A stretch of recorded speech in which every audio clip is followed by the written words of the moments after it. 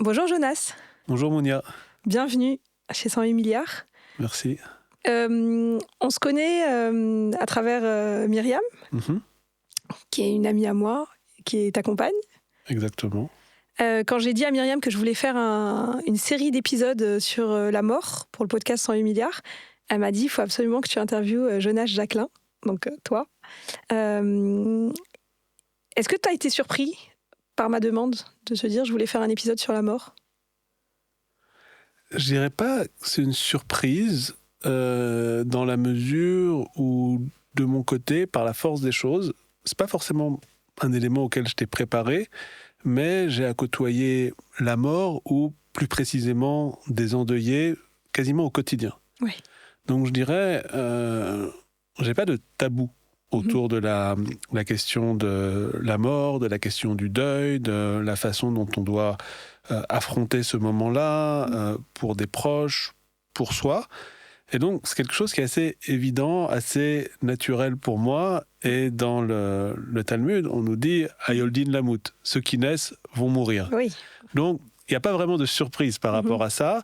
Et c'est un élément qui, en réalité, est l'aboutissement logique, l'aboutissement normal de toute existence.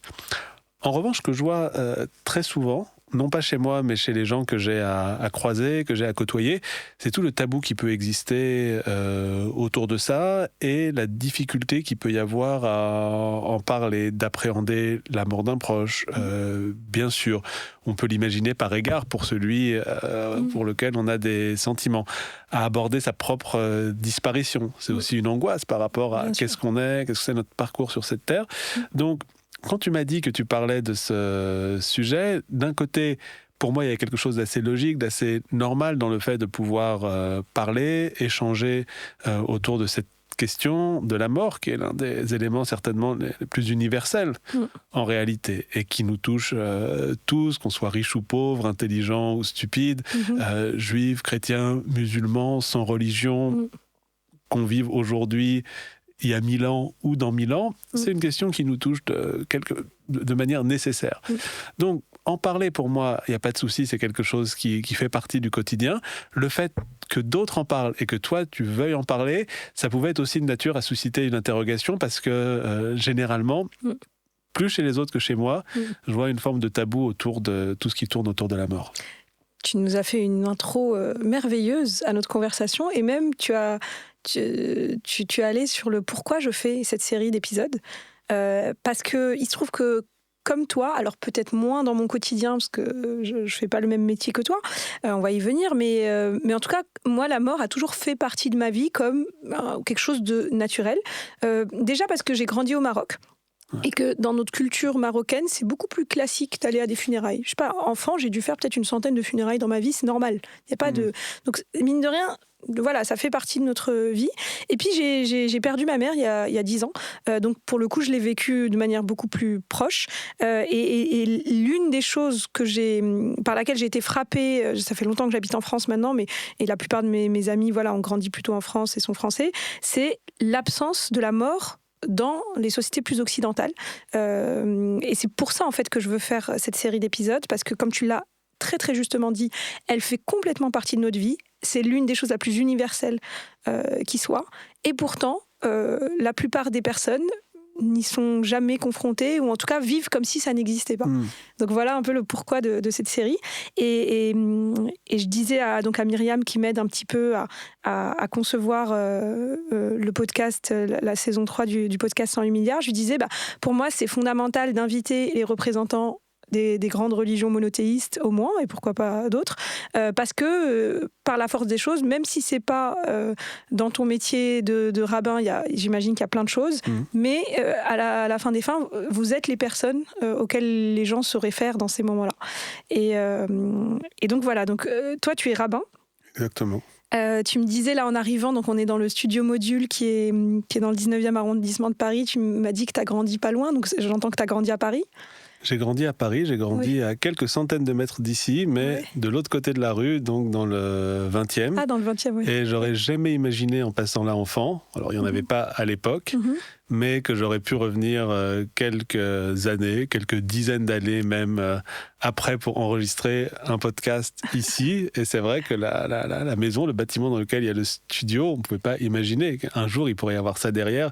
Et ça fait vraiment partie de ce que j'aime, tu vois, dans la vie, c'est se dire à quel moment un lieu va changer, à quel moment un lieu va se transformer. Ce qui était probablement un pavillon habité par une famille lambda à un moment donné, c'est ça aujourd'hui. Et si on revient dans 50 ans, peut-être que tout aurait été détruit et un autre bâtiment qui aurait été construit. Peut-être c'est complètement autre chose auquel sera dédié le lieu. Et c'est assez impressionnant. Ouais, c'est rigolo. En tout cas, comme tu m'as dit, pour rigoler en arrivant, je viens en pèlerinage dans le quartier. Ouais. Donc voilà, tu as grandi là. Est-ce que tu as toujours su que tu voulais être rabbin ? Comment et Non, peut-être dans quel milieu familial tu as grandi ? J'ai pas toujours su, mais les choses sont venues de manière assez logique, assez naturelle. Quand à un moment donné, on se dit il faut faire quelque chose de sa vie, je dirais. Et mieux vaut que ça vienne pas trop tard. Et je pense que j'ai eu la chance, en me comparant peut-être, il n'y a pas d'idéal, mais d'avoir su assez tôt ce que je voulais faire. Et ce que j'ai toujours su, c'est que je ne me voyais pas faire quelque chose qui entre dans une case. Ok. Et je dirais d'une certaine façon, le métier de rabbin, c'est un métier très hybride dans la manière dont il existe aujourd'hui. Je ne sais même pas si on peut parler de métier. Oui. On fait par facilité parce que quand j'ai à remplir un formulaire, je mets rabbin. Profession. Et que les gens m'appellent monsieur le rabbin. Ouais. Mais je dirais c'est une fonction qui en réalité est à la croisée de plusieurs chemins. Moi, quand j'étais plus jeune, quand j'étais étudiant, je faisais de la littérature hébraïque, c'est-à-dire notamment classique, c'est-à-dire pas la littérature contemporaine, mais beaucoup des textes anciens, que ce soit Bible, Talmud, philosophie médiévale, et se posait la question des débouchés qui pouvaient exister par la suite. Et l'un des débouchés, évidemment, quand on est dans ce genre de filière, c'est l'enseignement. Et j'aurais pu le faire, et je pense que ce qui m'a retenu à ce moment-là, au moment où j'avais terminé mon master, où j'aurais pu m'inscrire en thèse, c'était le fait que j'avais peur d'une certaine façon d'être un chercheur isolé. D'accord. J'avais peur de mener une vie qui soit un peu coupée du reste du monde, avec presque quelque chose de monacal, j'allais dire, tu vois, dans le truc, même si c'est pas très juif. Et la fonction de rabbin, c'était quelque chose qui était vraiment à l'intersection, parce que moi, dans ma journée, alors effectivement, il m'arrive, j'ai une fonction, je dirais, d'accompagnant pour des personnes qui vont être en deuil, ou des gens qui veulent se marier, des jeunes qui deviennent bar mitzvah, donc qui atteignent l'âge adulte dans le judaïsme. Mais il y a aussi toute une fonction qui va être une fonction d'enseignant, c'est-à-dire je donne des cours, que ce soit dans des cadres académiques ou dans des cadres beaucoup plus informels. Il y a des moments où, il ne faut pas le dire exactement comme ça, mais les gens viennent me voir, je suis un peu leur psy, ils viennent me poser des questions. Quand tu dis accompagnant... Il y a aussi de ça. Donc c'est une chose, on obéit à différentes cases. J'ai des amis qui me sollicitent pour des questions, mais en tant que rabbin. Il y a des gens qui me sollicitent en tant que rabbin et avec qui je vais nouer une relation qui sera plus personnelle ou amicale. Donc je dirais, moi j'ai l'impression que ma vie, ma fonction, c'est quelque chose c'est un peu comme un reptile ou un poisson. C'est quelque chose qui t'échappe, que tu peux pas saisir et qui n'entre dans aucune case, qui échappe à toutes les définitions. Et connaissant ma personnalité, je pense que j'aurais eu beaucoup de mal à être dans une case ou à avoir une activité ou une fonction qu'on puisse définir et qui soit autre chose que ce qu'on a décidé soi-même de faire avec. Ok, génial, ouais, je comprends bien donc le cheminement. Mais déjà, peut-être si on revient un petit peu, en tout cas moi, peut-être c'est mon avis, mais je me dis c'est pas courant pour un jeune de se dire je vais faire des études de littérature hébraïque ancienne. Donc est-ce que déjà peut-être tu as été déjà sensibilisé à Quand j'étais à ça enfant, j'ai eu des questions religieuses au sens classique du terme, mais pas, je dirais, modérées, on pourrait dire, d'une certaine façon. Et le fait est que moi, au départ, après le bac, j'avais commencé à faire du droit. D'accord. Et avec à l'esprit à ce moment-là, l'idée, je ne savais pas trop quoi faire exactement, mais dans mon idée, ce serait de devenir avocat. Et le fait est que j'ai commencé. Les choses sont pas mal passées d'un point de vue strictement scolaire. mais moi, je me sentais pas à ma place. Ok, tu l'as senti. Je me disais, j'ai beaucoup de respect, sympathie, estime, amitié pour les gens qui sont autour de moi, mais c'est pas forcément le chemin, la voie que je me vois suivre, et j'ai eu la possibilité de bifurquer vers quelque chose, je pense, qui me ressemblait peut-être plus, et j'avais toujours été un grand lecteur, j'avais toujours été passionné par toutes les langues, et évidemment par l'hébreu, et là, cette possibilité-là, elle me donnait l'opportunité d'être dans quelque chose dans lequel je me sentais plus à l'aise. Donc déjà, tu étais à l'écoute de toi-même, parce qu'il y a beaucoup de jeunes qui vont entendre ces ressentis et vont se dire non, quand même, avocat, c'est un métier... tu vois, t'as eu quand même finalement cette intelligence du ressenti, de te dire tiens là je me sens pas à ma place et j'ai toujours beaucoup aimé lire, j'ai toujours aimé les langues et notamment l'hébreu, je vais là et puis on verra bien quelque part, non ? Alors à ce moment-là je l'ai pas perçu comme ça. Maintenant que tu le dis et qu'on a quelques années de recul par rapport à ça, je pense qu'effectivement tu as raison et s'il y a eu quelque chose de spécial, c'est d'avoir été capable de ça et d'avoir été capable d'arrêter en réalité peut-être à temps plutôt que de repousser à plus tard et de se dire passe ta licence, passe ton master, fais l'école du barreau, etc. Effectivement, avec le recul et en t'écoutant parler de moi, j'ai l'impression qu'effectivement, c'est peut-être ce qui s'est passé. D'accord, ok. Et du coup, après, comment ça s'est passé ? Donc, tu as fini ton master, tu t'es dit, bon voilà, le métier de rabbin, enfin en tout cas le métier, comme on a dit, c'est un mot... voilà, en tout cas, rabbin, ça me parle plus parce que j'ai pas envie d'être isolée dans le côté enseignant, chercheur, j'avais peur d'être isolée. Là, ce que j'aime dans ma vie, c'est que je côtoie beaucoup de monde et la nature de mon activité, tu disais, c'est comme un reptile un peu insaisissable et c'est moi qui décide quelque part. Donc ça, voilà, comment ça se passe concrètement à partir du moment où tu as décidé d'aller vers cette voie-là Alors, comment ça se passe ? Alors, je rebondis sur ce que tu dis, effectivement, et peut-être pour insister sur le fait, moi, j'ai pas une journée qui ressemble à une autre. C'est-à-dire, là, on est jeudi. Ce matin, j'avais un office avec des bar mitzvahs. Ensuite, bar mitzvah, c'est l'entrée...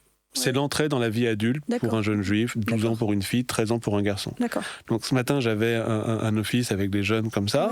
Ensuite, j'ai travaillé un peu pour préparer un cours que je dois donner la semaine prochaine. Donc commencer à rassembler les textes, réunir les notes, préparer en fait ce qui va être la mouture sur laquelle je vais rajouter des éléments petit à petit d'ici la semaine prochaine.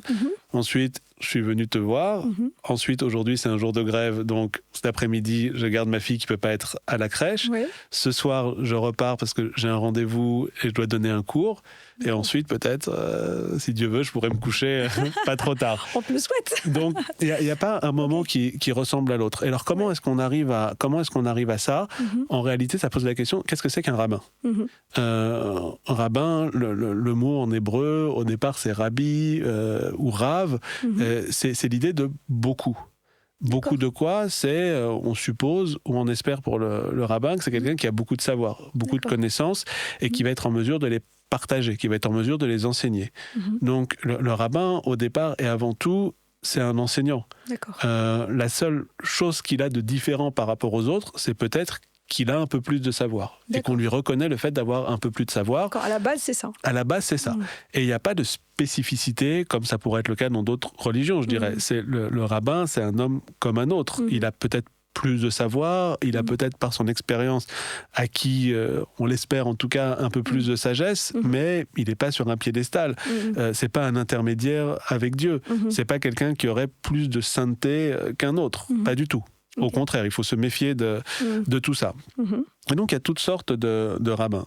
Ce qu'on appelle le rabbin, je dirais, en France ou dans un pays comme le nôtre, c'est quelqu'un qui va être avant tout ce qu'on va appeler un rabbin de communauté. Alors, il y a des rabbins qui vont être juste des enseignants. Il y a des rabbins qui seront des grands érudits, mais qui, d'une certaine façon, ne vont pas gagner leur vie par leur savoir, leur érudition, et qui vont avoir un métier en parallèle, et l'étude, l'enseignement sera juste une passion. Il y a ce qu'on appelle les rabbins aujourd'hui dans les communautés, dans les synagogues en France, en Europe ou ailleurs, qui sont des personnes qui, effectivement, ont ce savoir, cette érudition, ces connaissances, mais qui ont aussi ce travail, je disais tout à l'heure, d'accompagnement au quotidien, c'est-à-dire gérer la vie d'une synagogue, gérer les offices religieux, accompagner les personnes qui en ont besoin dans des moments importants de leur vie. Et pour des gens qui sont peut-être parfois plus ou moins éloignés du judaïsme, est un peu la référence, la porte à laquelle on peut aller taper pour poser une question, pour pouvoir chercher à s'améliorer dans ses connaissances sans être forcément jugé parce qu'on n'a pas trop de savoir ou de connaissances à la base. Et donc pour ça, il y a ce qu'on appelle des écoles rabbiniques. Le judaïsme, il est pluriel, donc il y a toutes sortes de sensibilités, des plus observantes aux plus libérales, je dirais. Et il y a toutes sortes d'écoles qui préparent à la fois en termes de connaissances et aussi avec des aspects plus pratiques de coordination, je dirais, humaine pour la vie qui est la nôtre aujourd'hui. Ouais, d'accompagnant, peut-être un peu de pédagogie, etc. D'accord, donc toi, tu as suivi une école rabbinique. Exactement. D'accord, et après, du coup, tu as...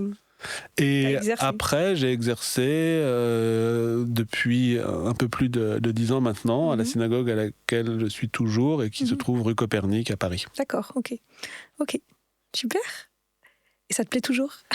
Je ne serais pas là sinon. C'est clair. Ok.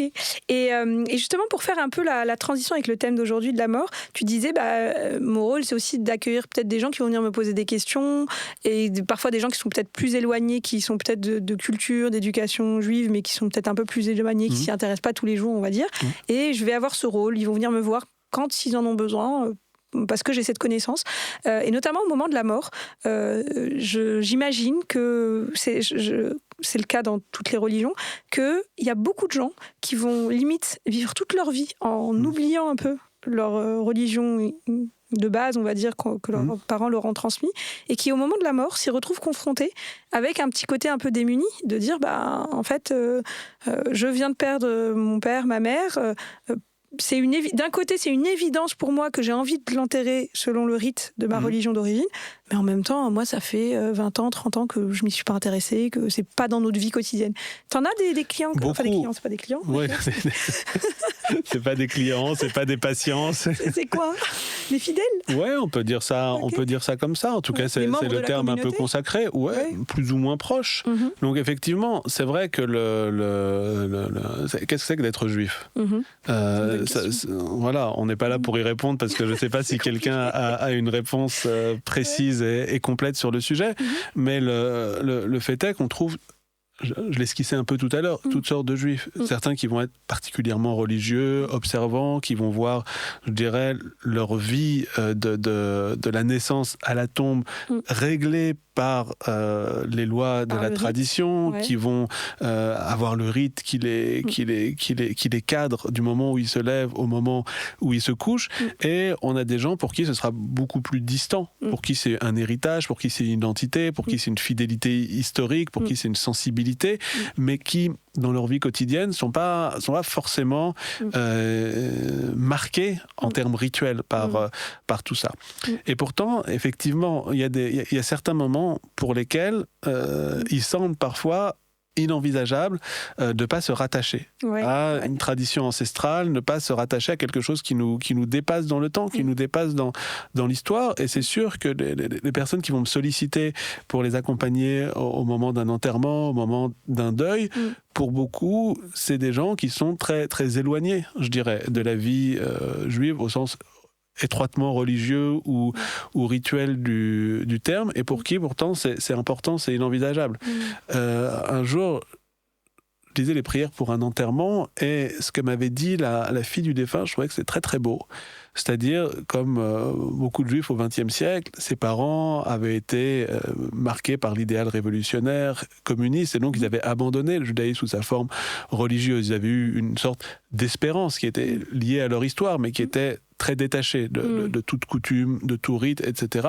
Et donc marqué par un athéisme quasi militant, marqué par une volonté farouche parfois de ne pas avoir de rituel.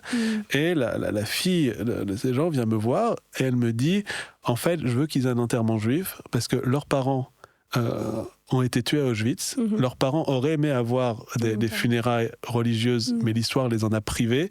L'horreur de l'histoire n'a pas permis cela. Et ben pour eux, leur enfant, je veux qu'ils aient cette possibilité d'une certaine manière, pas de réparer, parce qu'il n'y avait pas de faute à réparer de la part des parents, mais de corriger ce qu'avait été l'histoire. Générations d'après feront ce qu'elles voudront, mais au moins à ce niveau-là, j'ai envie de ça. Et effectivement, c'est quelque chose qu'on voit très souvent, le fait de se dire, quels que soient nos parcours de vie, au moment de tirer sa révérence, au moment de la fin, on veut se rattacher à cette chose qui nous dépasse.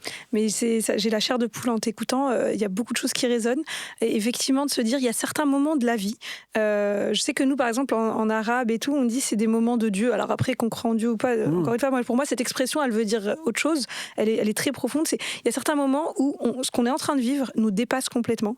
Et ce qu'on peut beaucoup observer, c'est que dans ces moments-là, on a envie, on a besoin de se rattacher à notre histoire, à nos ancêtres. Et ça ne veut pas dire effectivement que cette jeune femme qui t'a dit ça, le lendemain, elle s'est mise à tout pratiquer, machin. Mais il y a des moments, voilà, importants. Et effectivement, moi, pourquoi aussi je me suis beaucoup intéressée au sujet du rite et notamment au moment de la mort, c'est que quand j'ai perdu ma mère. Quelques jours après, j'avais écrit dans mon journal intime que je remerciais le ciel d'avoir vécu tout le rite comme on l'a fait et que ça m'a beaucoup aidée.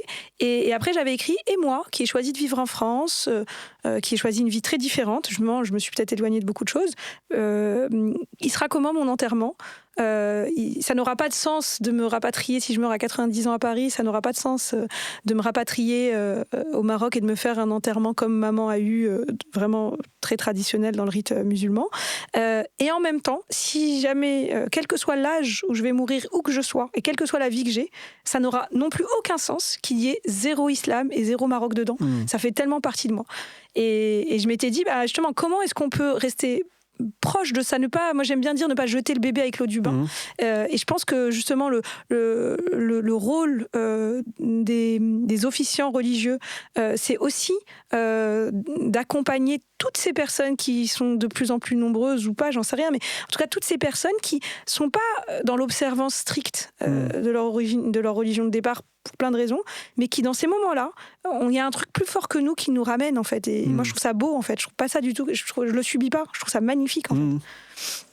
Non, ça résonne beaucoup ce que tu dis, d'autant plus que moi, le judaïsme auquel je me rattache, un judaïsme d'inspiration libérale, je dirais. Donc, dans lequel, par définition, beaucoup des gens qui vont faire appel à moi, ils sont pas dans une stricte observance et donc ils ont besoin de souplesse, d'adaptation, de pédagogie, parce que d'un côté il y a la volonté de se rattacher, de faire vivre l'histoire, mais de l'autre côté, certains rituels, s'ils sont pas accompagnés, s'ils sont pas expliqués, s'ils sont pas compris, ils peuvent paraître un peu raides. Tu vois, quand tu reconnais la toute puissance de Dieu, quand tu reconnais sa justice sur le corps d'une personne qui vient de mourir, ça peut être un peu dur parfois à comprendre. Quelqu'un qui croit pas à pour ça, quelqu'un qui est assez éloigné. Et donc, il y a tout ce travail d'accompagnement, la capacité d'interpréter, la capacité d'adapter aussi les choses de manière à ce que ce soit presque un moment de réconciliation, en fait, avec la tradition et pas un moment de rupture, comme ça pourrait être le cas avec une vision trop obtuse, parfois, de la religion. Et c'est vrai que souvent, alors là je vais faire de l'autopromo un petit peu. T'es là pour ça. Mais souvent les remarques qu'on me fait en fait après une cérémonie, c'est le fait justement d'apprécier, d'avoir axé par exemple mon intervention, mon propos autour de la vie, autour de l'histoire, autour de la mémoire et pas forcément autour de quelque chose de religieux au sens strict du terme. C'est le fait dans des situations qui peuvent être parfois très difficiles, notamment, je dirais, la perte d'un enfant, la perte d'une personne dont on se dit qu'elle aurait légitimement, alors que ça veut dire légitimement, mais mérité de vivre encore un petit peu, quand le deuil est difficile à passer. À ce moment-là, il faut aussi être capable de dire et de faire entendre un sentiment de révolte par rapport à une situation. Et moi, j'essaye, à mon humble niveau, en fait, de faire ça et d'être dans quelque chose d'assez souple. Et souvent, la reconnaissance qu'il peut y avoir, elle est liée à ça. Elle est liée au fait d'avoir pu s'adapter et d'avoir, je dirais, pour le coup, eu plus une intelligence humaine qu'une grande connaissance de la règle et des textes. Oui, mais c'est très juste ce que tu dis. Effectivement, toi, de ton inspiration libérale, c'est peut-être quelque chose que tu développes beaucoup parce que c'est ce que te demandent peut-être plus tes fidèles. Mais de manière plus générale, j'ai un feeling que justement, face à la mort, même des gens qui pourraient être plus rigoristes, etc., il y a un petit côté où on est tous tellement à la fois, c'est tellement universel, on est tous tellement démunis et en même temps tellement ouverts face à la mort que ça rend tout le monde... Enfin, je sais que par exemple, moi dans ma famille, les gens sont plutôt très très libéraux, mais il y a une partie de ma famille qui sont un peu plus religieuses et c'est marrant comme autant au moment des mariages, il va y avoir des « ah non, moi je viens pas s'il y a de l'alcool » ou des trucs comme ça, et autant au moment de la mort, il y a plus ça. Tout le monde se réunit et tout le monde devient plus souple parce que c'est plus le sujet. On sent que... Et justement, moi, mon point, c'est de se dire, et on va justement transitionner aussi vers ce que je voulais qu'on aborde aujourd'hui, mais c'est de se dire dans ce rite, dans les rites funéraires, et notamment les rites funéraires de nos religions qui sont anciennes, qui sont là depuis longtemps, il y a tellement de choses qui parlent finalement peu du dogme ou du truc et qui parle énormément de notre humanité que s'y intéresser, comprendre pourquoi ils sont là, ça nous donne énormément de connaissances de soi au-delà de... Effectivement. Bon, c'est vrai que le principe, je dirais, de tous les rituels de deuil, c'est de replacer l'humain au centre, véritablement. Et je dirais l'humain souvent vivant plus que celui qui est décédé, plus que le mort. Et peut-être on en parlera après. Il y a effectivement le temps des obsèques, de l'enterrement. On nous dit, enfin, tu viens de la poussière et tu retournes à la poussière, mais ton âme retourne vers l'éternel qui l'a insufflé. Donc on a ça, le fait de tous retourner à la poussière. Mais après, c'est qu'est-ce qu'on fait avec les vivants ? Qu'est-ce qu'on fait avec ceux qui ont pu prendre cette espèce de coup, de gifle de la mort d'un proche et qui maintenant doivent apprendre à vivre avec le vide. Et c'est vraiment l'humain qui est mis au centre, et on est dans des rituels qui ont une sagesse millénaire et qui en réalité sont très très proches des conceptions, enfin, de la psychologie qui pourraient exister aujourd'hui dans un monde sécularisé. Oui, c'est ça, il y a même aussi beaucoup de choses qui sont du bon sens. Et justement, alors si on rentre dans le rituel, dans la religion juive, comment ça se passe concrètement ?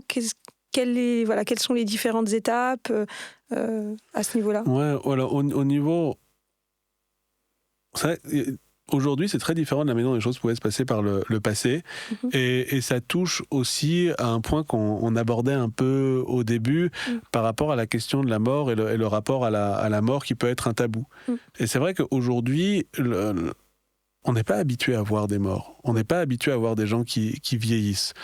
Pour toute une série de raisons qui peuvent s'expliquer. Les gens qui ont atteint un très grand âge, qui sont plus en mesure d'être autonomes, généralement, ils vont être dans des maisons médicalisées. Et à la fin, quand on est très malade, on meurt généralement à l'hôpital aujourd'hui. C'est très rare les gens qui meurent à la maison, contrairement à un schéma plus ancien dans lequel on mourait chez soi avec ses enfants autour qui pouvaient nous donner la main, et dans lequel on était, je dirais, habitué à voir des morts peut-être plus souvent, quand on habitait à plusieurs générations, ou quand on était peut-être beaucoup plus proche, et on était habitué à voir, à défaut de le faire de manière régulière, mais d'avoir su que la mort, d'un point de vue très très concret, on avait eu un mort à la maison. Oui, c'est des éléments qui étaient pas théoriques, c'est des choses qui étaient de l'ordre du vécu. Et aujourd'hui, j'ai pas de jugement en fait, parce que c'est comme ça, il s'agit pas de donner des bons points ou d'être dans une optique passéiste dans laquelle c'était mieux avant et aujourd'hui on aurait un monde complètement décadent ou dégénéré. C'est pas du tout l'idée. Néanmoins, le fait est qu'on est aujourd'hui dans un monde, une société qui est très aseptisée à ce niveau-là, et où celui ou celle qui meurt généralement à l'hôpital, il va être très rapidement emmené dans une chambre froide. Et on va attendre l'enterrement, etc. Dans le judaïsme, traditionnellement, celui qui mourait, il devait être veillé. par ses proches. Et c'est une chose qu'on retrouve là je parle du judaïsme, mais ça se retrouve ailleurs, mais traditionnellement, il s'agissait, quand quelqu'un mourait à la maison, de pouvoir rester autour de la personne et traditionnellement de réciter des psaumes, de réciter des textes en attendant le moment des obsèques. Et les veillées, ça durait combien de temps ? Est-ce que c'est plusieurs jours ou est-ce que c'est quoi l'idée dans le judaïsme, c'est de pouvoir enterrer le défunt le plus vite possible. Okay. C'est des choses qui sont plus nécessairement faciles aujourd'hui au niveau logistique, au niveau organisationnel, parce qu'il y a toute une série de règles en fait qui font qu'il faut pouvoir organiser des obsèques, et donc on essaye de faire le plus vite possible, mais il peut y avoir un petit délai entre le moment du constat du décès et le moment de l'enterrement. Mais justement, parce que dans l'islam aussi, c'est le plus vite possible, c'est la règle. Et est-ce que c'est aussi une question, enfin moi ce qu'on m'avait dit, c'est aussi une question sanitaire, c'est dans des pays notamment plus chauds, où il n'y avait pas les chambres froides, etc. C'était une question limite d'hygiène, et qu'aujourd'hui on peut se dire, vu qu'on a des chambres froides, etc., on peut... Mais je sais que par exemple, nous au Maroc, on le respecte encore vachement, ça. Nous, c'est le jour même ou le lendemain, c'est très, très respecté. Et aujourd'hui, dans le monde juif, plus on est religieux, plus on veut avoir un enterrement qui va se faire très très vite. Alors, il y a plusieurs manières de l'expliquer. Et effectivement, c'est question d'ordre sanitaire, et avec l'idée selon laquelle il faut éviter la transmission d'une maladie, il faut éviter un pourrissement du corps qui n'est plus animé. Il y a aussi une idée qui est plus spirituelle et qui est un peu dans le fait que au moment où une personne meurt, il y a comme une tension, je dirais, entre son corps qui est inerte et le souffle vital qui était en elle, qu'on appelle ça l'âme, le souffle, enfin quel que soit le nom qu'on va donner, et qui demande d'une certaine manière à se libérer. Et on a des textes plutôt mystiques qui nous disent en fait pourquoi est-ce qu'on doit enterrer quelqu'un très vite. C'est parce qu'on veut permettre à cet élan vital qui est dans le corps, qui est dans le cadavre, de se libérer. Et donc pour éviter la tension, pour éviter cette espèce de souffrance de l'âme, on va chercher à enterrer le plus vite possible. Alors après, on adhère pas, mais en tout cas, c'est les conceptions traditionnelles qui sont données à ça. Et donc ce qu'il y a, c'est que pendant très longtemps, ou souvent, on va chercher à veiller le mort, littéralement, enfin, c'est-à-dire vraiment, il est allongé par terre à côté de nous, et nous, on reste assis à côté à dire des prières. Aujourd'hui, c'est beaucoup plus difficile, parce que généralement, quand quelqu'un est dans un funérarium, le fait est qu'on pourra négocier avec le funérarium le fait de venir une demi-heure, 1 heure pour dire des prières, mais les choses sont assez différentes. Okay. Et au niveau juste légal, est-ce qu'aujourd'hui, quelqu'un qui voudrait, par exemple quelqu'un qui perdrait un proche à l'hôpital, qui voudrait le rapatrier à sa maison pour le veiller en attendant les obsèques, c'est autorisé par la loi ou pas du tout ? Non, c'est autorisé, mais c'est compliqué. C'est-à-dire ? Ça demande toute une série d'autorisations. En fonction des délais, il faut déplacer du matériel de conservation, etc. au domicile. Oui, c'est une logistique et c'est aussi... ça fait aussi partie de la vie, mais c'est un coût qu'il y a pour des gens qui, certains ont les moyens, certains n'ont pas forcément les moyens de faire tout ça. D'accord. Et les funérariums ne sont pas, entre guillemets, organisés et équipés pour pouvoir accueillir des veillées ? Alors, certains sont organisés pour ça, mais dans tous les cas, c'est rarement H24, comme ce serait le cas dans une maison ou dans un lieu privé. Okay. Mais la vie est très différente, je dirais, de ce qui pouvait exister par le passé. Le fait est donc, pourquoi on racontait ça ? Pour dire que l'idée, c'est de pouvoir enterrer le plus vite. Il y a un rituel de ce qu'on appelle tahara, de purification. C'est le fait de laver, en résumant, de laver à grande eau le corps du défunt, donc il y a ce qu'on appelle une toilette rituelle. Et ensuite... Et qui, par exemple, opère la toilette rituelle ? C'est des gens qui sont... alors spécialiste, c'est pas exactement le mot, mais c'est ce qu'on appelle en hébreu la Chevra Kadisha. Chevra Kadisha, ça veut dire l'association ou la société sainte. Et c'est des gens qui sont formés dont la mission est véritablement de pouvoir rendre les derniers devoirs auprès d'un défunt, et donc de procéder à une toilette rituelle qui permet d'une certaine manière de retrouver son état originel, son état de départ au moment de la naissance. Et ensuite, dans le judaïsme, traditionnellement, il n'y a pas de soins d'embaumement, de conservation, de maquillage. C'est-à-dire qu'on doit être on retourne à la terre de la façon la plus simple qui soit. Et on est ensuite mis dans un linceul.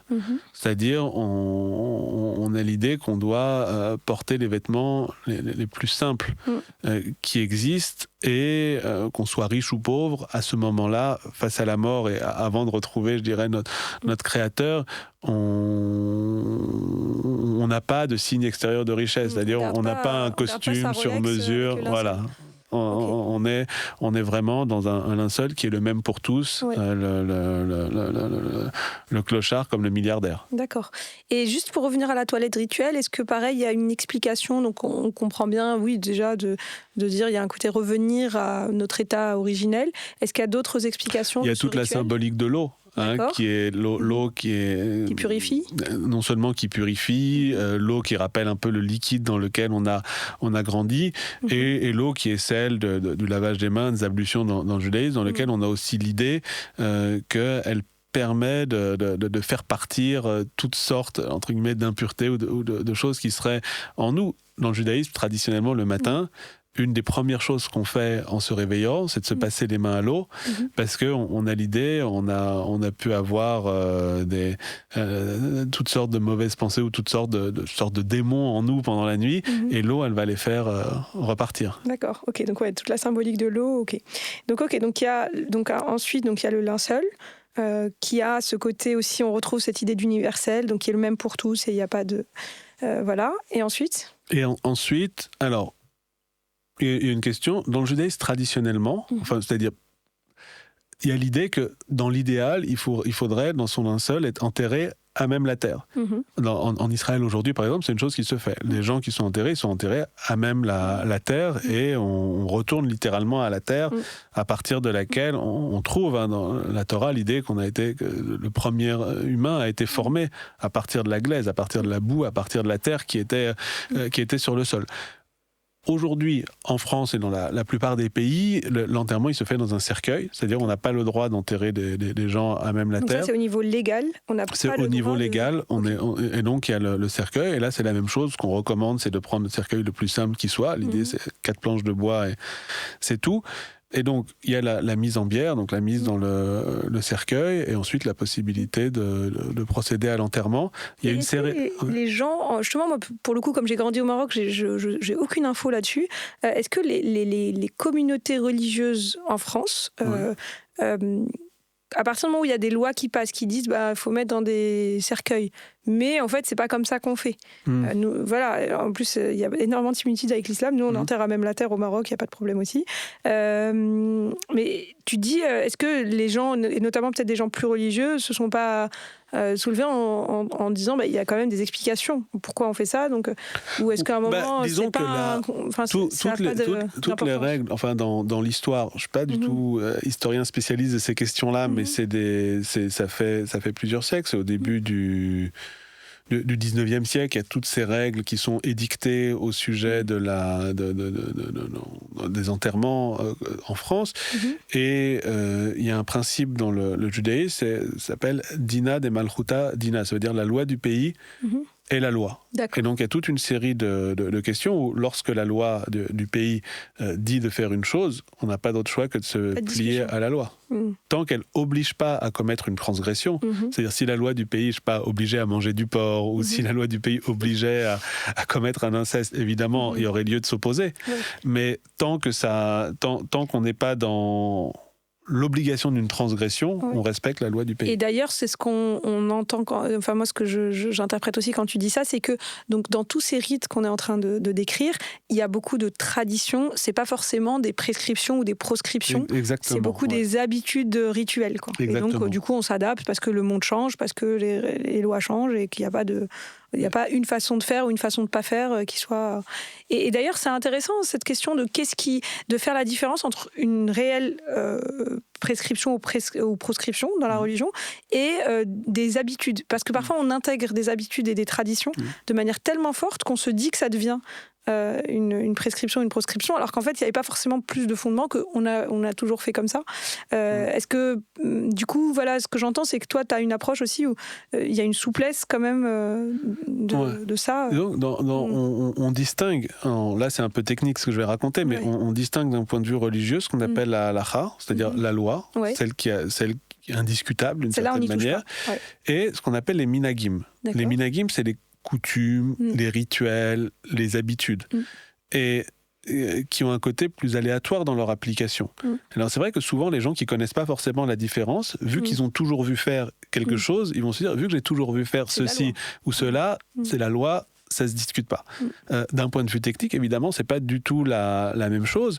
Et autant la loi, par définition, c'est un peu la même pour tous, autant toute la question des minagim, de ces habitudes, elles vont vraiment changer d'une localité à l'autre, d'une région à l'autre, d'une famille à l'autre, d'une époque à l'autre. Oui. Donc il faut être effectivement capable de distinguer les deux et de se dire, toutes ces coutumes, en fait, elles sont belles. Et je veux pas qu'on soit dans l'idée dans laquelle on se dirait, il y a la loi et la coutume, le folklore, on méprise. Parce que moi, au contraire, je trouve que c'est tout ce qui fait l'âme, en fait, d'un groupe, tout ça. Mais effectivement, on doit être capable, en fonction de discernement. Voilà, de discernement, en fonction des époques, en fonction des... Disons, il faut pas se laisser aveugler à certains moments par ces choses-là, et se dire, pour préserver l'essentiel, on est capable de discuter avec ce qui est peut-être plus accessoire. Oui, je suis d'accord avec toi. Moi aussi, je pense justement, et même l'objet de notre discussion, c'est de se dire, toutes ces coutumes, elles sont très belles, elles ont une fonction. Et après, on peut y mettre de la souplesse. Heureusement, au contraire, c'est l'invitation aussi que j'aimerais qu'on émette à nos auditeurs, c'est de se dire, ces coutumes-là, vous pouvez vous y intéresser et ensuite vous dire, tiens, ça me parle. Ça, peut-être, ça me parle moins. Et c'est OK, en fait, tant que ça a du sens pour vous, quoi. Et donc, OK, si on revient du coup un peu au rituel dans la religion juive au moment de l'inhumation, donc du coup, la personne est mise en terre, cercueil ou pas, bon, en fonction de où. Alors, peut-être un dernier point, est ce qu'on appelle mechila, c'est le fait de demander pardon. Et souvent, c'est une coutume qui existe et où les proches du défunt vont se réunir avant la fermeture du cercueil pour demander pardon. Alors, moi, honnêtement, je suis pas forcément très à l'aise avec l'idée de demander pardon, parce que ça obéit pas forcément à quelque chose de présent chez chaque personne, dans chaque relation familiale, etc. Mais j'ai plutôt tendance à traduire ce qu'on appelle mechila, le fait de demander pardon, je dis aux gens, profitez de ce moment pour dissiper les malentendus qui auraient pu exister, pour avoir un dernier moment dans lequel on ne demande pas forcément pardon d'une manière formelle, parce qu'on n'a pas forcément à se faire pardonner, ou en tout cas tout le monde n'est pas dans cette configuration ou dans ce type de relation, mais c'est vraiment dernier moment avant de fermer le cercueil, dissiper les malentendus et toutes ces choses-là. Et ensuite il y a la cérémonie d'inhumation en tant que telle, alors qui peut varier aussi en fonction des traditions. Il y a toute une série de textes qui sont lus. Juste pour revenir sur cette tradition dont tu parles de Mechila, et effectivement, que signifie demander pardon pour plein de gens, il y a des gens à qui ça parle, il y a des gens à qui ça parle pas et tout ça, mais il y a peut-être deux éléments qui me viennent là quand tu dis ça. J'avais écouté un super podcast sur justement le pardon. C'est une américaine que j'aime bien qui s'appelle Brené Brown, qui est sociologue plutôt machin, et elle disait en fait, le demander pardon à chaque fois, par exemple, si par exemple toi et moi on se dispute et que je considère que c'est à 90% de ta faute, je vais dire pourquoi je demanderais pardon, c'est lui qui doit demander pardon. Alors que justement elle, sa proposition, c'est de dire, quel que soit ce qui s'est passé, si toi-même, le 1% qui est de ta responsabilité, essaye de demander pardon pour ça. Ça ne veut pas dire que le reste, t'as perdu, que machin. Tu laisses les personnes faire ce qu'ils ont à faire, et d'être capable de dire, je te demande pardon. Par exemple, si tu m'as dit un truc pas cool et qu'après j'ai haussé le ton, je vais pas commencer à te dire, ah mais c'est toi qui as commencé. Je vais lui dire, moi je te demande pardon d'avoir haussé le ton, et je te laisserai. Et je trouve qu'avec cette notion-là, le pardon il devient beaucoup plus acceptable, parce que sinon on a tendance à pas se dire, pourquoi je demanderais pardon à quelqu'un alors que c'est lui qui m'a fait du mal ou bien sûr. Et l'autre élément qui me vient, c'est que tu vois, la semaine dernière, dans le cadre justement de la série sur la mort, j'ai interviewé le docteur Claude Grange, qui a dirigé des services de soins palliatifs toute sa vie, et qui m'a dit que ce qui était très beau, c'est notamment les dernières conversations qu'avaient les personnes qui étaient sur le point de partir avec leurs proches, et que c'était des moments, par exemple, ça lui arrivait très souvent que ce soit la première fois que une fille dise à sa mère qu'elle l'aime, ou le contraire. Et donc pour moi, il y a le côté dissiper les malentendus, c'est tiens, t'as encore une opportunité de dire un truc que peut-être t'as jamais osé dire et qui est là, dis-le. Et je trouve que ces moments-là, c'est aussi ça. Donc ce que j'entends là, c'est que ça se fait post-mortem, mais c'est de se dire tiens, t'es devant le cercueil de ton proche.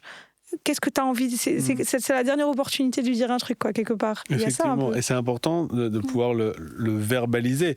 Et je pense, pour le coup, lui qui est mort, il est mort. Mais pour le vivant, de pouvoir verbaliser un certain nombre de choses, je dirais à voix haute, c'est pas juste les pensées qu'on a, on a 1000 pensées en réalité, on n'est même pas forcément conscient de toutes les pensées qu'on a. 60 000 par jour, les neurosciences le disent.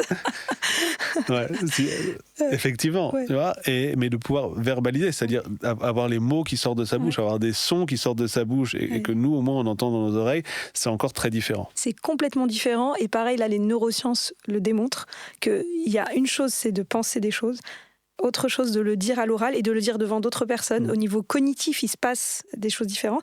L'écrire aussi, c'est très puissant, ça sollicite d'autres parties du cerveau. Et justement, je trouve qu'encore pour mettre encore plus de donner plus de grain à moudre à l'importance des rituels, justement, dire quelque chose à un moment comme ça a beaucoup plus de puissance que oui, mais je le pense, mais ça me regarde, quoi. Effectivement. Ok, donc il y a Mère Hilla, ensuite.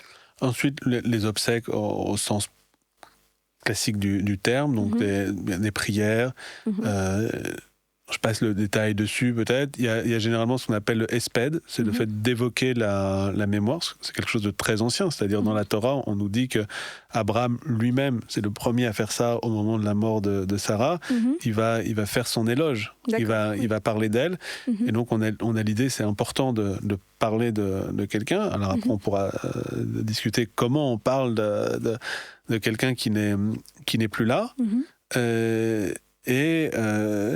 Ensuite, l'inhumation et la prière du Kaddish, sur laquelle on pourra revenir dans un instant. Et il y a cette question qui est celle de l'oraison. Qu'est-ce qu'on raconte, qu'est-ce qu'on dit sur quelqu'un ? Moi, je suis dans une situation assez particulière parce que souvent, c'est moi qui a résumé les choses un peu. C'est moi qui C'est toi qui fais l'oraison. C'est moi, ouais. D'accord, c'est pas forcément il y a des proches qui le font, mais généralement, je suis un peu leur délégué, je dirais. Et c'est un point qui est très intéressant. Souvent, moi, quand je reçois une famille en deuil, la situation fait que je suis la première personne qui n'appartient pas à la famille, avec qui ils prennent vraiment le temps de se poser et de parler. Parce que généralement, les choses vont assez vite, parce que même quand quelqu'un est très malade, il y a toute une série de choses qu'on ne peut pas faire, je dirais, d'un point de vue logistique, administratif, quand cette personne est encore vivante. Donc, il y a une sorte de marathon qui commence avec le décès d'une personne qui, dans un premier temps, est vraiment d'ordre administratif. Récupérer un certificat de décès, pouvoir aller auprès d'une maison de pompes funèbres pour organiser les obsèques. Si bien que les gens, souvent, ils vont être à ce moment-là pris dans une... Dans une sorte de spirale organisationnelle. Et d'ailleurs, on dit dans le judaïsme, il y a l'idée que on appelle onen, celui qui est encore dans cette situation d'entre-deux, entre la mort et les obsèques. Et la personne dans cette situation, elle est libérée de toutes ses obligations religieuses. Il doit juste se consacrer à l'organisation des obsèques de son parent, de son proche. Et souvent, un peu dans le déroulé, dans la configuration, quand ils viennent me voir pour qu'on prépare un peu la cérémonie, on est là juste pour parler. Tout ce qui est logistique, le cercueil, le corbillard, le cimetière, c'est des choses qu'ils ont déjà vues. Ils n'en parlent pas avec moi. D'accord. Avec moi, on va juste parler. C'est comme tu dis, c'est la première fois qu'ils se posent et qu'ils parlent. Souvent. Et souvent, c'est ce qu'ils me disent, en fait. Et souvent ils me disent, mais enfin, c'est souvent le simple fait de parler, même si on se dit pas forcément des choses très, très profondes, même si on réinvente rien de nouveau, le fait de pouvoir parler, je dirais, je pense, le fait aussi que j'appartienne pas au cercle premier, ça donne la possibilité de chercher à se poser un petit peu et à mettre de l'ordre dans ses idées. Et souvent, c'est quelque chose, c'est impressionnant parce que moi, je vois l'extrême reconnaissance qu'il peut y avoir et qui est formulée à ce moment-là.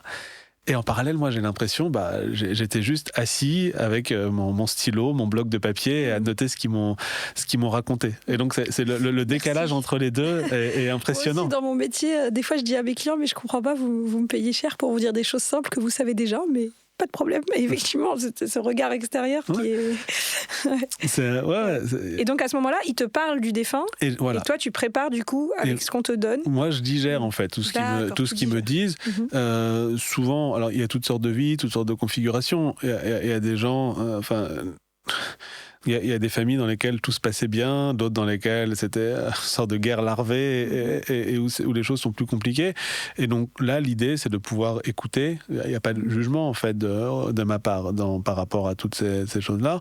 C'est de pouvoir écouter, de pouvoir noter. Généralement, enfin, après, eux, ils me disent ça, on vous raconte ça, mais c'est pour une compréhension générale, mais s'il vous plaît, le dites pas, etc. Voilà. Et ensuite, l'idée, c'est de pouvoir reprendre ce qui a été dit et de le mettre en écho avec des éléments de la tradition juive, c'est de pouvoir rendre hommage. Alors, rendre hommage, c'est à la fois c'est quelque chose d'assez naturel et en même temps de compliqué, dans la mesure où il ne s'agit pas de dire que le défunt était parfait. Parce qu'en réalité, il ou elle n'était pas parfait, mais toi ou moi, on n'est pas parfait non plus. Enfin, non, parle pour toi, moi je suis parfaite.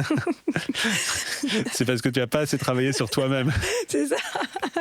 Je sais pas. Mais justement, ça c'est une vraie question.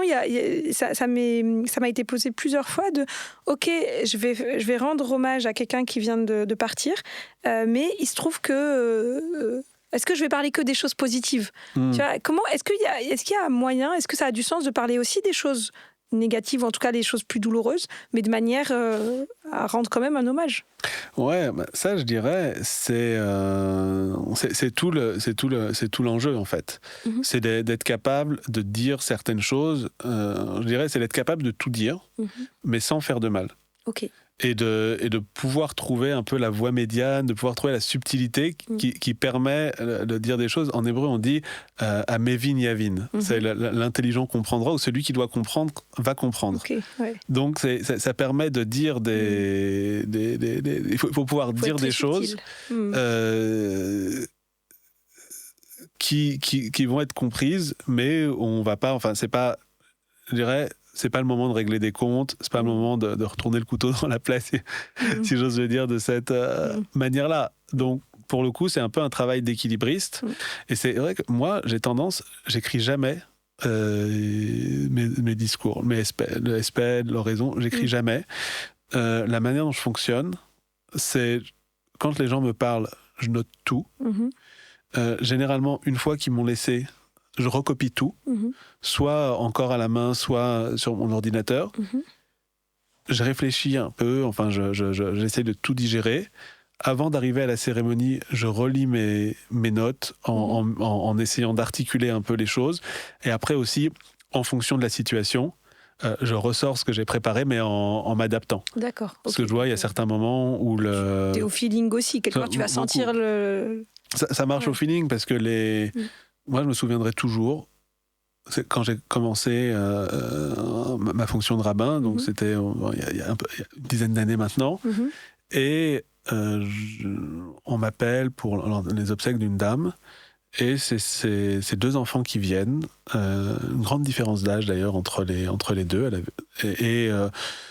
les enfants qui viennent, et en gros, ils me parlent de leur mère, et moi, ça devait être la deuxième ou la troisième fois qu'on faisait appel à moi pour une cérémonie comme ça, et en gros, ils vident leur sac. C'était, je veux dire, il n'y avait rien à récupérer. Donc, bon, c'est leur sentiment, c'est leur ressenti. S'ils disent ça, c'est parce que ça vient d'eux-mêmes, ça fait écho à la manière dont ils ont vécu la relation. Et donc, je me prépare et j'arrive au cimetière. Et je m'étais dit, vu ce qu'ils m'ont raconté, ils seront là, ils sont bien obligés, c'est leur mère, il y aura peut-être 2-3 cousins, mais c'est tout. Et j'arrive au cimetière et je vois, il y a un énorme attroupement. Et souvent, dans les grands cimetières parisiens comme Bagneux, Pantin, il y a toujours 2 ou 3 enterrements, ou plus parfois, qui ont lieu en même temps. Donc je me dis, ouais, il y a du monde, il va falloir que j'aille trouver où ils sont, ce sera sûrement un petit groupe, etc. Donc, je m'avance, je commence à demander, je cherche les obsèques de Madame Untel, et il y a un monsieur qui me dit, oui, c'est ici. Et il me demande, vous êtes le rabbin ? Je dis oui. Et il dit, c'est vraiment très gentil d'être venu, on est tous là pour elle, vraiment, on l'adorait, elle était extraordinaire, c'était une amie sans commune mesure, etc. Et là, je me suis dit, waouh, qu'est-ce que je raconte maintenant ? Le décalage entre ce que tu t'imaginais avec ce que t'avaient dit ses enfants et le reste du monde. Et le reste du monde.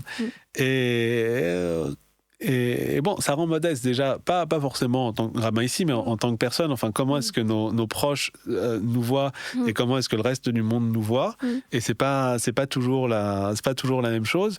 Et qu'est-ce qu'on vient raconter maintenant Donc toi, tu avais préparé un peu ton texte, ce que j'entends, parce qu'en plus c'était les premiers. Donc un peu. J'avais préparé. Mais ensuite voilà. Et donc je me suis adapté et ça nous rappelle effectivement. Enfin, il y a des mots en hébreu. Le mot de vie, le mot de visage. La vie, panim, le visage, c'est des mots qu'on dit toujours au pluriel. En fait, t'as pas une vie, t'as des vies, t'as pas un visage, t'as des visages. Et ça, je pense, c'est quelque chose de très vrai.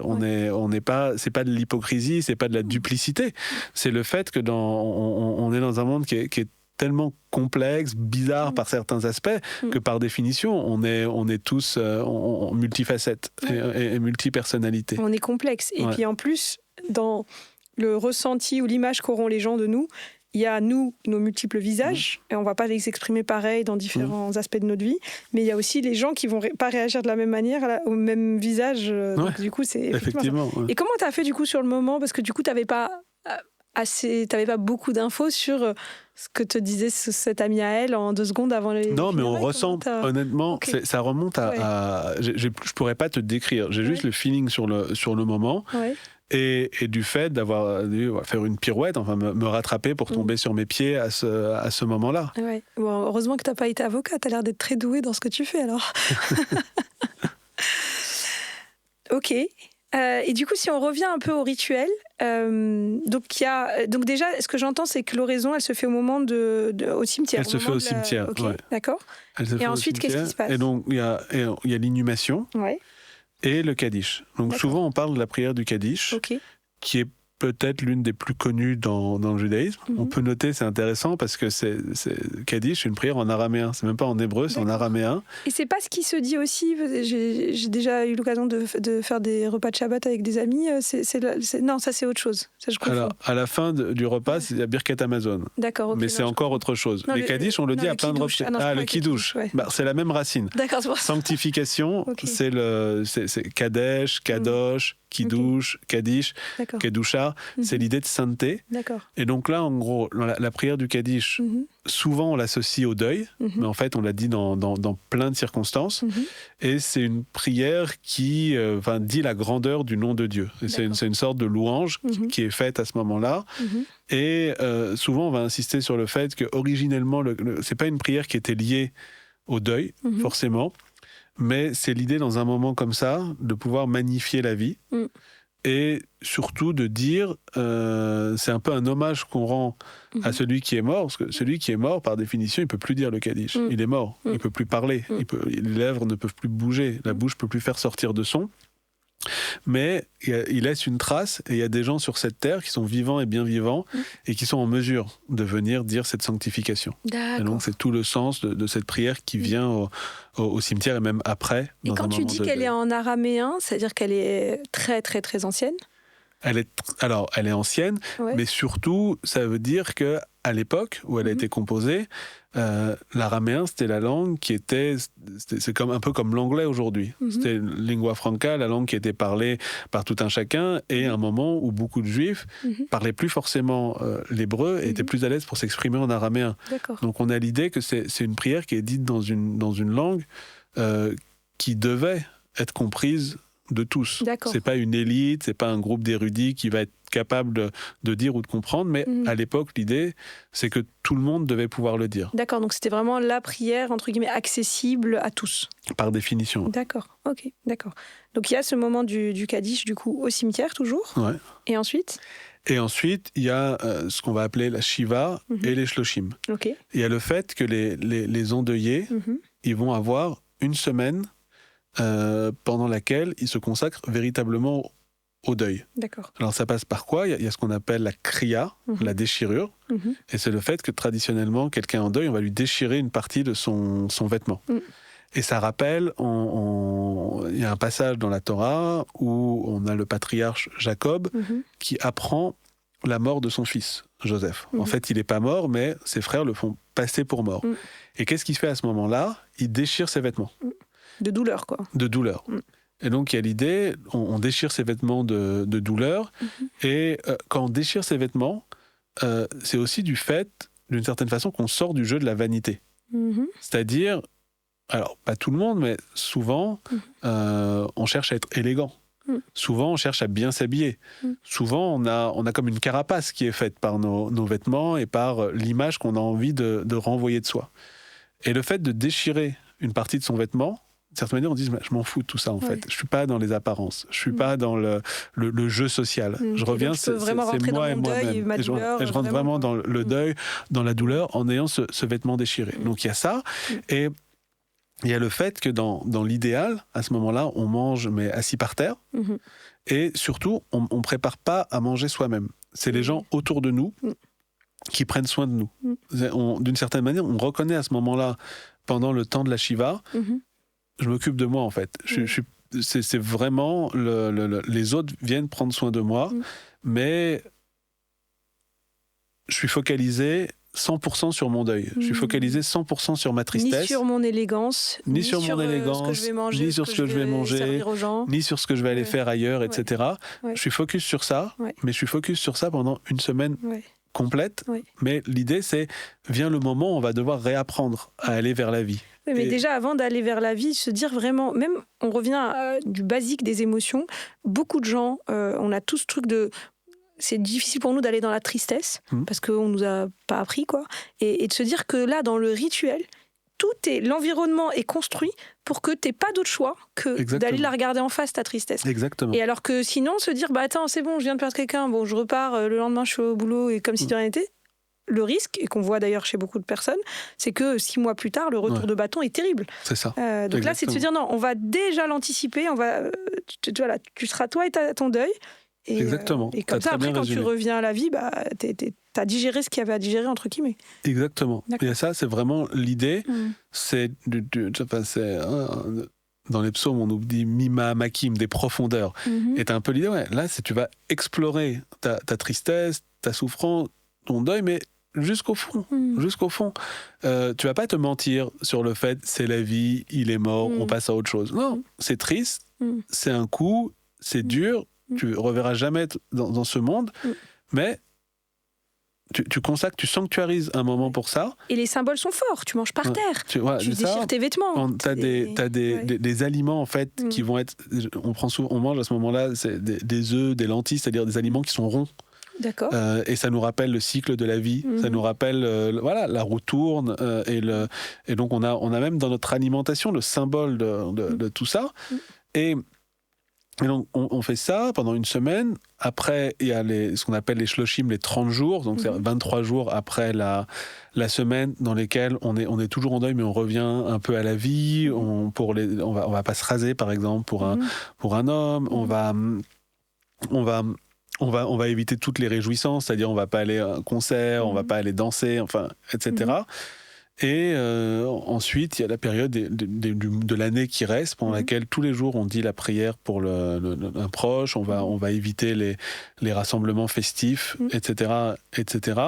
Et en revanche, une fois que l'année est passée, il y a plus de deuil. C'est-à-dire, une fois qu'une année entière s'est écoulée, on ne va pas porter le deuil jusqu'à la mort. C'est-à-dire, pour un veuf ou une veuve, le temps du deuil passé, il y a la possibilité de se remarier. C'est pas une trahison vis-à-vis du défunt que de chercher à refaire sa vie. Pour des enfants, c'est pas une trahison vis-à-vis du parent qui est mort que d'être joyeux, que de vouloir profiter de tout ce que nous donne l'existence. C'est une fidélité. Ouais, mais une fois fidélité. qu'on a laissé ce process se faire. Une fois qu'on a... Et alors, je sais pas si... alors, beaucoup de personnes, mais j'ai pas encore trouvé, peut-être je trouverai un truc un peu plus... C'est scientifique le mot, mais beaucoup de gens parlent du cap de l'année.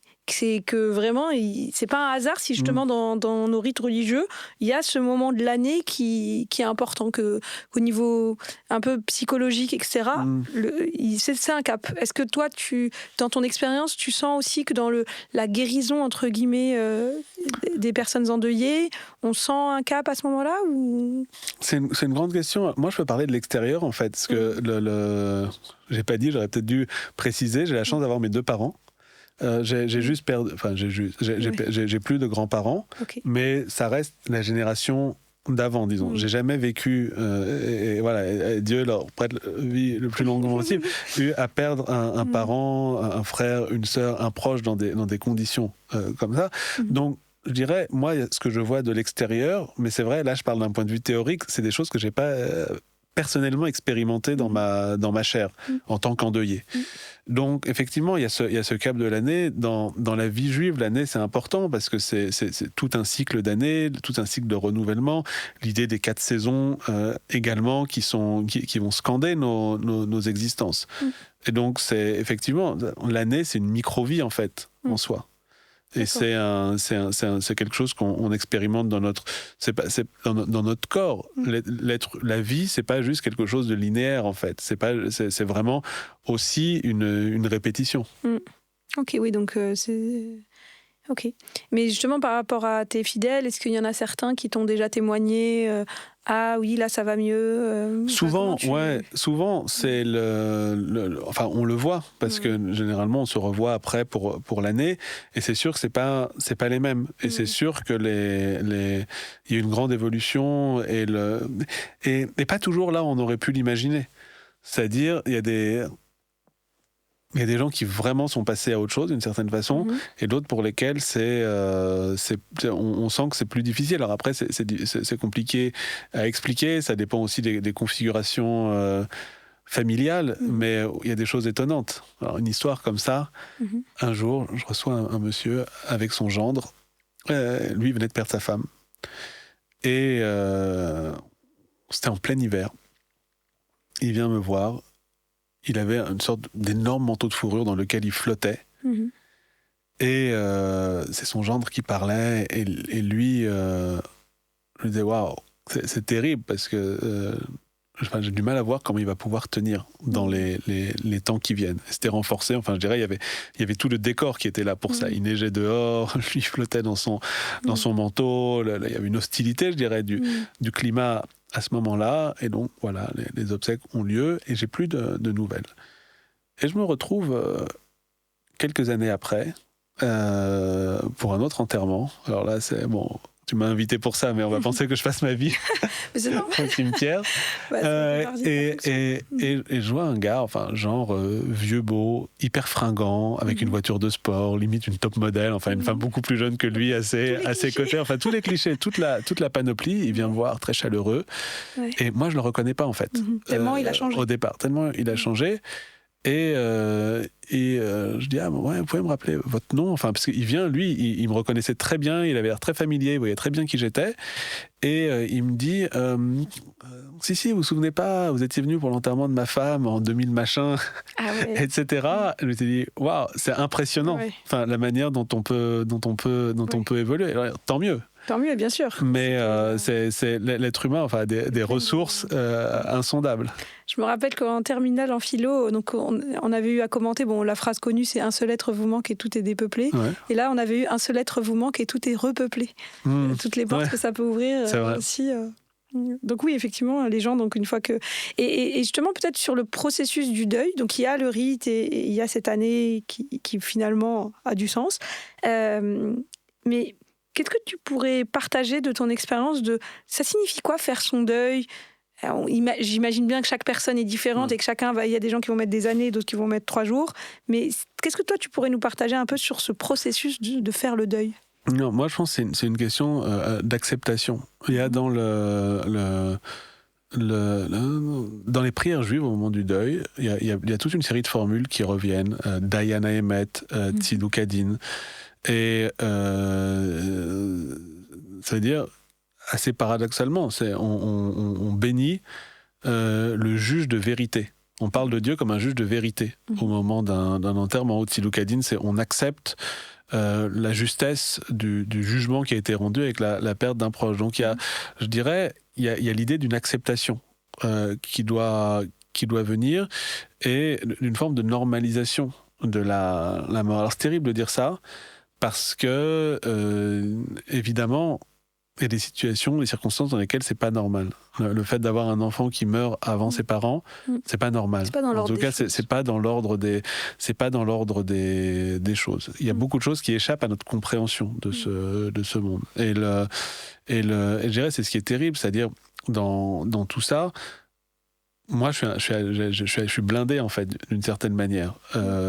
Et la plupart des fois où j'ai à intervenir dans le cadre d'un enterrement, heureusement, je dirais, grâce à Dieu, d'une certaine manière, c'est des circonstances dans lesquelles on est dans l'ordre des choses, dans l'écrasante majorité des cas.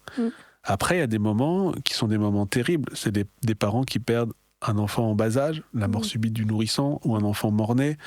C'est des parents qui ont un enfant adolescent ou jeune adulte qui meurt soit de manière volontaire, soit suite à un accident. C'est des gens qui meurent dans la force de l'âge en laissant des enfants en bas âge, etc. Et ça, effectivement, c'est des moments qui sont, je dirais, pour moi, les plus difficiles. Alors, ça fait aussi partie de la fonction, mais c'est pas du tout la même chose que le fait d'être dans un cadre beaucoup plus normé où on se dit la vie a été ce qu'elle est. C'est quelqu'un qui a une vie facile, pas facile, mais qui a pu, je dirais, profiter d'un certain nombre d'années. Donc l'acceptation, elle n'est pas la même en fonction des circonstances, bien sûr. Et il y a beaucoup de choses qui nous conduisent à beaucoup d'humilité parce que ça échappe à notre compréhension. Il y a des choses qu'on ne peut pas justifier, il y a des choses qu'on ne comprend pas. Il y a des choses qui sont à l'inverse de la logique. Et à ce moment-là, c'est important, je dirais, aussi d'entendre la révolte, d'entendre le cri d'une mère qui a perdu son enfant, de comprendre qu'à ce moment-là, elle ait envie de jeter le bébé avec l'eau du bain, pour reprendre la formule qui était là tout à l'heure, et de se dire qu'il y a une profonde injustice qui est là. Donc évidemment, quand je parle, il ne faut pas parler avec légèreté quand on dit ces choses-là, parce qu'il y a évidemment des gens chez qui il y a un écho qui est très profond, qui est très, très douloureux, et des cicatrices qui se refermeront jamais. Néanmoins, quand on parle du deuil, et quand on parle dans ce qui est la majorité des cas, le fait d'accompagner quelqu'un qui est arrivé, entre guillemets, en bout de course, je ne sais pas ce que ça veut dire, mais en tout cas qui de l'extérieur peut donner le sentiment d'avoir une vie bien complète, à ce moment-là, oui, il y a l'acceptation du deuil, et qui souvent aussi passe par le fait d'avoir une vie qui fonctionne en parallèle. Un jour, il y a un monsieur très âgé qui est décédé depuis, qui me disait, on était là, c'est pour la Brit Mila, c'est-à-dire la circoncision de son petit-fils. Et lui, il me racontait sa vie, l'exil d'Afrique du Nord, l'installation en France sans rien, et le fait d'avoir eu des enfants, des petits-enfants, maintenant des arrière-petits-enfants. Et il me disait, moi, je peux mourir, en fait. C'est toutes les années que j'ai, c'est un cadeau. C'est des choses que j'ai en plus, mais vraiment, je profite de chaque jour, mais si je meurs demain, voilà, il faut pas me pleurer. Et heureusement, il y a aussi beaucoup de ça, et heureusement, la mort, c'est aussi souvent la conclusion ou le point final d'une course terrestre qui a été l'occasion de grandes réalisations humaines, pas forcément connues comme des grands travaux, des grandes idées, mais le fait de pouvoir mener sa vie avec le plus de moments de réussite et de bonheur possible. Oui. Mais même dans des cas, et d'ailleurs ça peut toucher tout le monde, c'est pas forcément, effectivement, on se fait peu une idée de qu'est-ce qui est plus difficile à accepter qu'autre chose, mais ça dépend. Mais même dans un cas où on peut se dire la cicatrice sera jamais refermée, est-ce qu'il y a une forme d'acceptation avec une cicatrice? Est-ce que accepter que la cicatrice sera... Tu vois ce que je veux dire? Ouais. Moi, c'est une chose que je constate. Le fait est que on parle de l'idée, je ne sais pas si le judaïsme croit aux fantômes, mais les morts sont toujours là d'une manière ou d'une autre. Il y a l'idée, par exemple, avant les fêtes de Rosh Hashanah et de Kippour, il y a une tradition, c'est d'aller visiter les morts. C'est d'aller au cimetière, et on a l'idée que, d'une certaine façon, eux, ils sont là pour nous. Ils sont là c'est un peu nos protecteurs. C'est un peu ceux qui vont intercéder en notre faveur auprès de Dieu au moment où on a besoin de comme ça. Et donc, effectivement, il y a une place pour les morts qui, on connaissait l'expression filer à la juive. Filer à la juive, c'est quand on dit au revoir mais qu'on part pas. Quand on est à un dîner ou avec des amis. Et là, souvent, les morts, peut-être qu'ils ont cette tendance par certains côtés, c'est-à-dire ils sont plus présents sur Terre physiquement, mais leur présence, ce qu'ils ont fait continue d'être là. Et on dit dans la formule en hébreu qui est consacrée au moment d'un deuil, d'un enterrement, c'est de dire Tiye nishmato tzrora bitzror achaim. Ça veut dire que son âme soit liée au faisceau des vivants. Et donc il y a l'idée, il y a les vivants qui sont sur cette terre, et il y a l'âme des morts, il y a le souvenir des morts qui continue d'une façon ou d'une autre à venir nous tenir compagnie.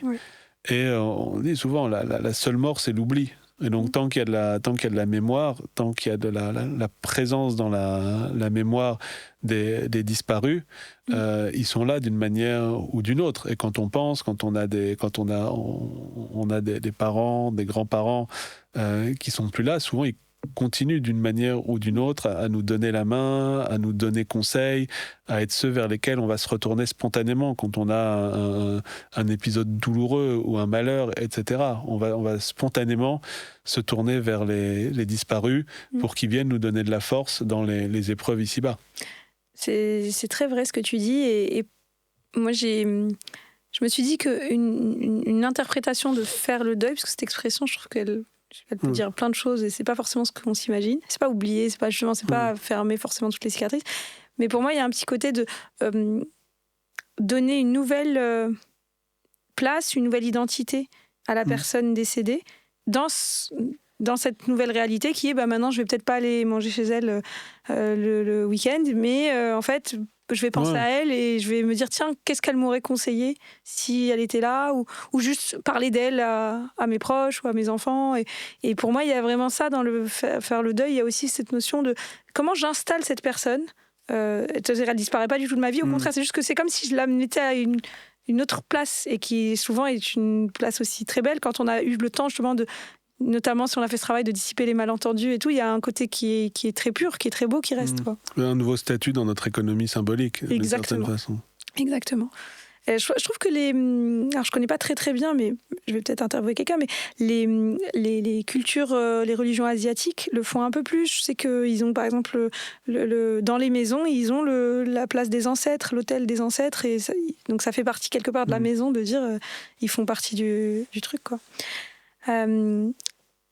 Du coup, pour revenir un peu sur les rituels dans la religion juive, donc on a vu les étapes jusqu'à 1 an.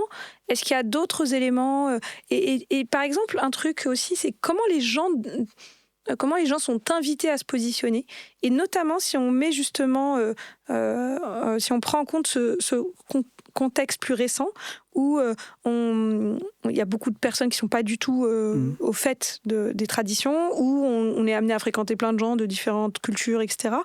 Moi, j'avais été frappée que justement, j'ai des amis qui ne sont pas du tout au courant de ce qui se passe dans les différentes cultures, et qui se renseignent pas parce que justement la mort est tellement absente que voilà, et qui savaient pas trop mais est-ce qu'on y va pas, quand est-ce qu'il faut y aller, qu'est-ce qu'il faut faire.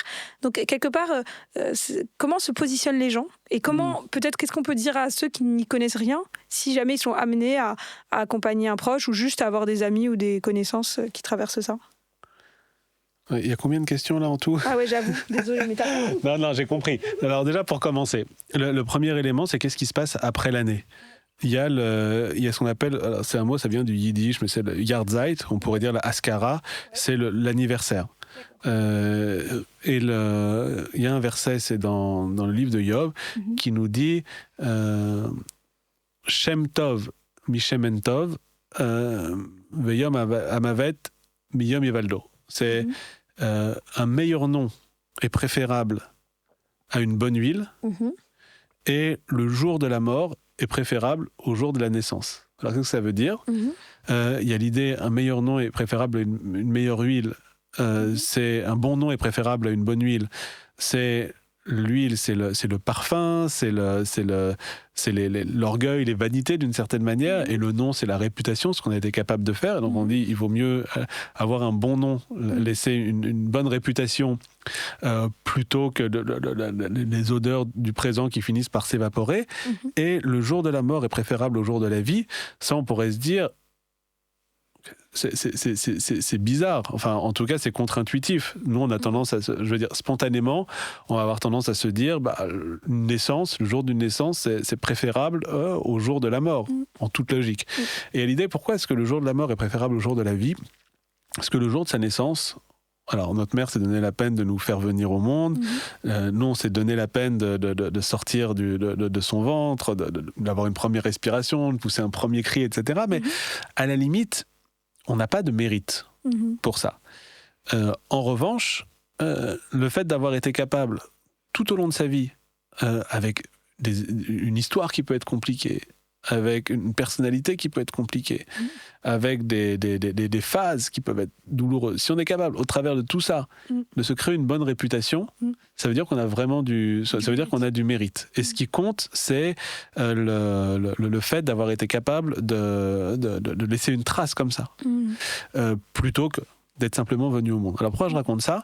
Parce qu'il y a l'anniversaire du décès, qui est une date très importante dans les commémorations dans la vie juive, et en réalité, originellement, dans le judaïsme, on ne fête pas les anniversaires. C'est quelque chose de récent, c'est une mode qui existe, en tout cas en Occident, le fait de fêter l'anniversaire de la naissance de quelqu'un, le gâteau, les bougies et tout le tralala.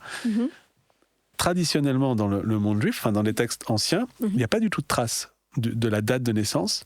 En revanche, il y a une trace de la date du décès, parce qu'on se dit, au moins, quand on commémore, ou quand on célèbre même la date de décès d'une personne, on sait pourquoi on le fait. On fait en connaissance de cause. On fait parce que c'est quelqu'un à qui on a envie de rendre hommage, dont on admire la vie, dont on admire l'existence. Alors que c'est de donner la peine de venir au monde, je veux dire, c'est le lot de tout un chacun. Donc ça, c'est le premier élément, pour répondre à la première remarque.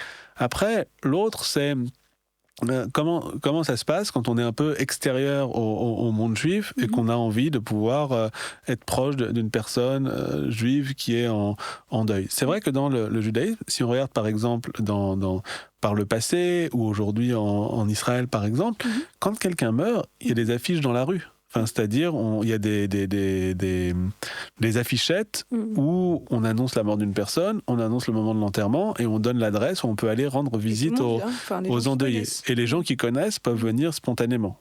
Donc, c'est quelque chose d'assez commun. Et surtout, le bain culturel commun fait que tout le monde sait comment se comporter dans ces moments-là. Les gens savent comment se comporter. Après, c'est pas...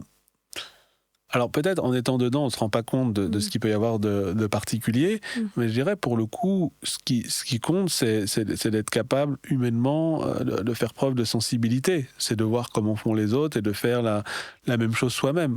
Et en tout cas, c'est quelque chose qui est a priori toujours apprécié quand on est en deuil, de savoir qu'il y a des gens qui viennent nous voir et qui viennent soit à l'enterrement, soit pour nous rendre visite. Donc ça, c'est quelque chose effectivement qui est très... Mais justement, moi, là où j'ai été frappée, c'est que pour moi, c'était une évidence, parce qu'au Maroc, c'est pareil. Au contraire, nous, plus il y a de monde, et mieux c'est. Mais que en France, la réaction de beaucoup de mes amis dans les moments où ça a été le cas, c'est on va pas y aller, on va pas déranger la famille. Il y a beaucoup cette idée. Il ne faut pas qu'on les dérange. Et je voulais un peu avoir ton ce qui en soi est louable. Enfin, ça part de l'idée de respect en fait par rapport à moi, personnellement, l'intimité d'une personne. J'ai eu la réaction inverse quand j'ai perdu ma mère. j'étais très touchée quand les gens me dérangeaient, entre guillemets, et j'attendais ça. Enfin, bien sûr. Dans mon éducation, c'est plutôt tu dois être dérangé, entre guillemets. Enfin, évidemment, je comprends. On va pas les laisser seuls, quoi. Et donc, je voulais un peu avoir, toi, ton regard par rapport à la religion juive, et notamment dans un contexte français. Un petit tuto pour quand on n'est pas juif et qu'on a un proche juif en deuil. Exactement. Non, l'idée, c'est de pouvoir être présent. On dit, en fait, c'est une question de présence. En théorie, quand on va rendre visite à un endeuillé, on n'a pas besoin de lui parler. On lui apporte à manger, on fait preuve de présence, et on attend que lui parle. S'il n'a pas envie de parler, c'est son droit le plus strict, en fait. On n'a pas à l'obliger à engager la conversation, on n'a pas à le faire sortir du bois, je dirais, d'une certaine manière. Donc, il n'y a pas besoin de lui parler, il faut attendre qu'il nous parle, s'il a envie. Mais en tout cas, le fait d'être présent, même 5 minutes, juste le fait de montrer, je suis là, je partage ce moment avec toi, c'est quelque chose qui est important et pour lequel il ne faut pas avoir de timidité. Et ensuite, oui, c'est pas des rituels compliqués, c'est juste venir, repartir, mais avoir été présent à un moment donné. Et est-ce qu'il y a un moment, donc il y a au moment de l'inhumation, donc ça c'est un rassemblement, mais est-ce qu'il y a d'autres moments un peu de rassemblement où justement, je dis ça, je pense, dans mes coutumes, on a un grand dîner le 3e soir, où c'est un moment de rassemblement et les gens donc, sont conviés. Est-ce que dans la religion juive, il y a des moments de rassemblement où justement les gens viennent ? Toutes souvent quand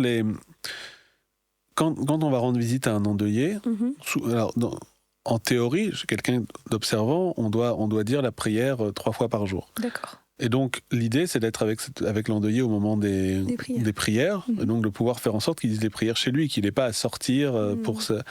C'est-à-dire que les proches peuvent se dire, les prières, on sera là. Et les moins proches, même, se disent, on sera là. Et souvent, effectivement, c'est l'occasion aussi, les gens apportent à manger, où il y a des choses qui sont organisées, de manière à ce que ce soit un moment où celui qui est en deuil ne se retrouve pas forcément tout seul chez lui. Mais où on se dit, il y a toujours une présence, il y a toujours de la compagnie. D'accord, ok. Est-ce qu'il y a des choses qu'on n'a pas encore évoquées ? Je pense qu'il y en a 1000. Oui, mais est-ce que... là, comme ça, je n'ai pas forcément d'éléments. Je pense que les choses, elles viennent naturellement. Et là, comme ça, je ne sais pas ce qu'on aurait pu oublier, mais il y a 1000 choses qu'on a dû oublier. Ouais, c'est pas grave. Mais en tout cas, moi, j'ai l'impression qu'on a quand même fait un premier tour assez chouette. Ouais. Je te remercie beaucoup, Jonas. Merci pour ton invitation. Et cette possibilité, c'est un peu de parler de choses que je vis, mais dont je ne parle pas forcément beaucoup. Je pense que c'est la première fois que je prends autant de temps pour parler d'un sujet et d'une expérience comme celle-là. En tout cas, c'est très riche. Je pense que ça va toucher beaucoup de monde. Merci. À bientôt. À bientôt.